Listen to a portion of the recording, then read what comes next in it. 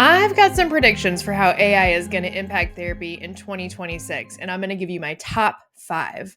I'm going to talk all about what's already happening, what I think's coming next, and what that means for us as trauma therapists. Real quick though, hi, I'm Jenny Hughes, a trauma psychologist and founder of the Brave Trauma Therapist Collective, where I get to help trauma therapists stay human in this work all the while they're managing vicarious trauma, preventing burnout, and connecting with each other in real ways. And on this topic of AI and therapy, let me be clear right up front. I use AI. I love it. It helps me brainstorm, organize my thoughts, streamline my admin stuff. I am not anti AI at all. And I'm deeply interested in how it's already shaping our field and what that means for us clinically, professionally, and personally. Now, as you may or may not already know, AI isn't on its way into psychology. It's here, y'all. It is here. It's writing progress notes, analyzing assessment results, and supporting clients through apps that sound more and more human every single month. Shit, every single day. And in response to the explosion of AI in psychology over just the past couple years, this month, at the time of this recording in November 2025, the American Psychological Association released a health advisory on generative AI chatbots and wellness apps. And that advisory warns about real issues around data privacy, security, transparency, informed consent, and the risk of people mistaking chatbots for therapy itself. So, none of this is hypothetical anymore, okay? The APA made a statement. Their relationship status is on Facebook, so it is real. And we need to be having honest, informed conversations about it.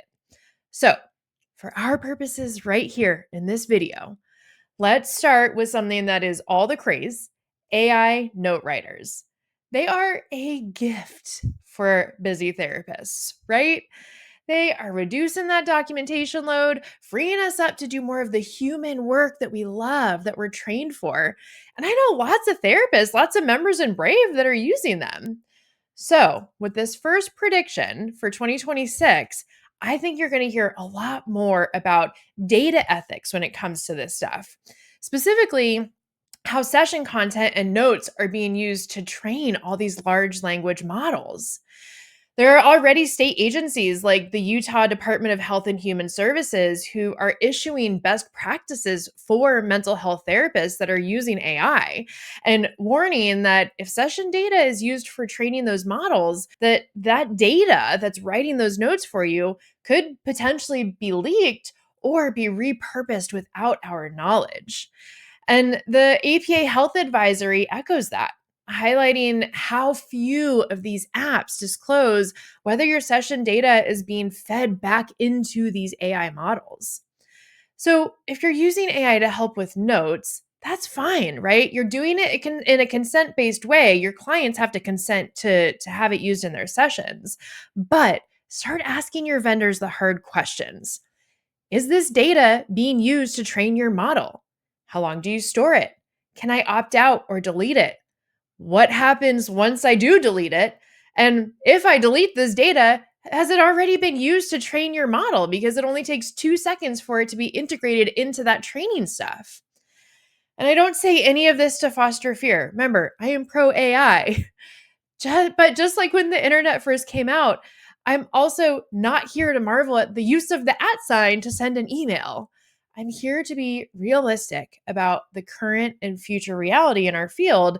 And right now, my attention is focused on even more informed consent as it relates to data ownership. And this is for us and of course for our dear clients. Okay, prediction number 2. The next thing to pay attention to is what kinds of therapy AI is already good at. Yes, I did say that it's already good at. A 2025 systematic review by Pablo Cruz Gonzalez and colleagues found that AI tools have been applied across diagnosis, monitoring, and intervention in mental health care. And notably, chatbots were one of the main intervention types, right? That makes sense. And within this intervention domain, AI chatbots are increasingly used to deliver structured, skills-based content. Think psychoeducation, behavioral activation, prompts, motivational prompts, right? In other words, many of the manualized, protocol based tasks that therapists have traditionally done. Another review by Casu and colleagues, published in 2024, found AI chatbots guiding users through evidence based techniques. Yeah, CBT, DBT, right? And many of the users reported improvements in symptoms in short term usage of these chatbots. Now, this aligns perfectly with our field's logic, right? CBT is structured, replicable, and measurable. That's why it comes out in the top when it comes to research and evidence based interventions. That also means, in short, it is very amenable to automation. So here's my prediction. In 2026, the manualized, skills based elements of therapy, yep, the worksheets, the structured reviews, behavioral homework, cognitive distortions, they're going to increasingly shift towards AI delivery because these are the parts that AI can handle reliably and scalably. But here's the kicker for us as trauma therapists, the good news. The techniques that AI can deliver, they're only a fraction of what trauma therapy demands. What it can't do, let's talk about that.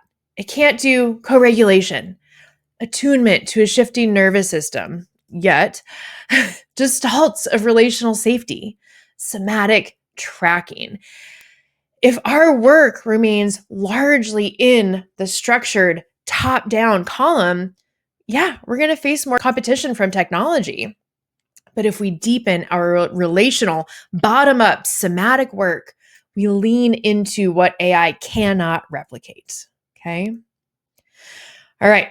My next prediction is about how insurance companies will be leveraging AI. And this is where it gets systemic. So I found an article by the Millbank Memorial Fund, and it published an opinion piece recently saying that AI chatbots could serve as first line care for mental health. And APA Services has already been tracking new reimbursement pathways through Medicare for digital therapeutics. Look it up. They have CPT codes for it. And this is basically the first step towards insurance coverage for AI therapy.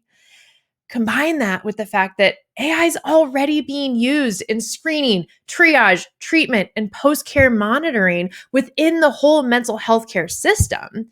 And you can see where this is headed, right?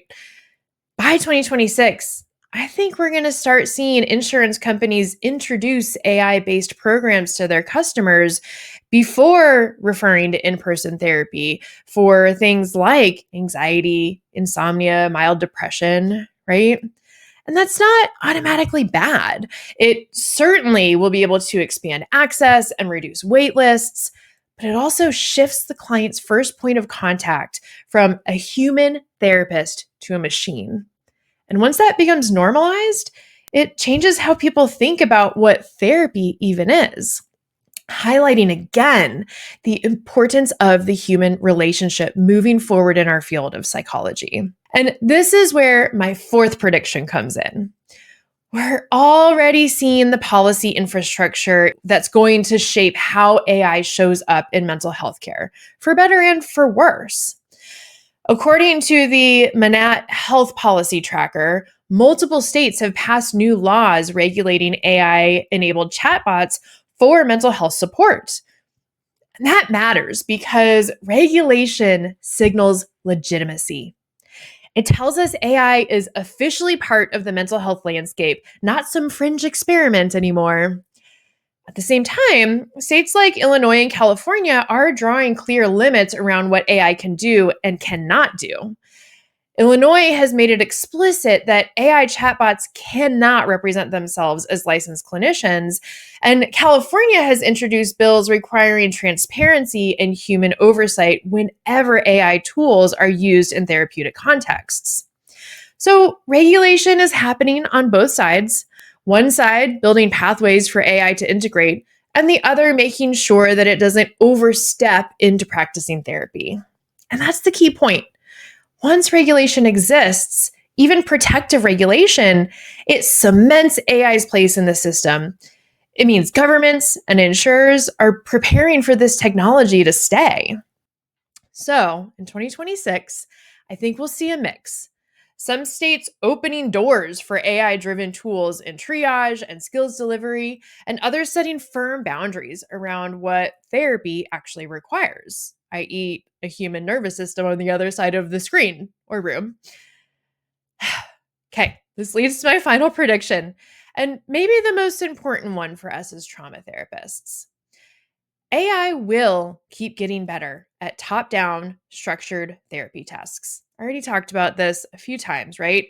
CBT worksheets, DBT skills, psychoeducation, motivational interviewing. But what it will never be able to do is co regulate.